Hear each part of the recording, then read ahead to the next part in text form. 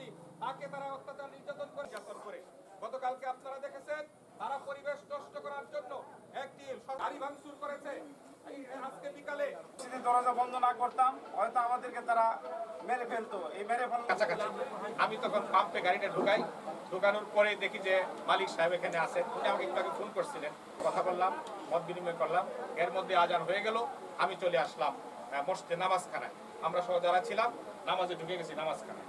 নামাজ চলাকালীন সময়েই আমরা নামাজ থেকে চিৎকার শুনতে পেলাম। এর মধ্যে শুনতে পেলাম গাড়ি ভাঙচুরের শব্দ।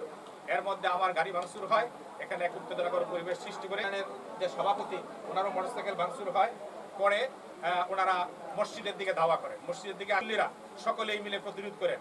দরজা বন্ধ করে দিয়ে ভিতর থেকে জোর করে দরজার মধ্যে ধাক্কা দিয়ে মুসল্লিরা বসে থাকেন, যাতে করে তারা ভিতরে ঢুকতে না পারে।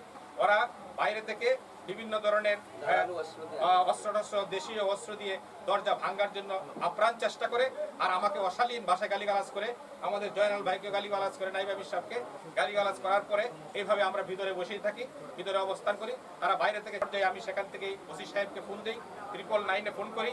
আরো কয়েকটি জায়গায় আমরা ফোন করার পরে কিছুক্ষণের মধ্যেই প্রশাসন সেখানে উপস্থিত হয়। তারা সকলেই বিএনপির লোক ছিল এবং সিসি ফুটেজ আছে, সেখানে আপনারা দেখলে বলতে পারবেন। আমি ইতিমধ্যেই এসপি সাহেবকে অনুরোধ করেছি এই সিসি ফুটেজটা কালেক্ট করার জন্য।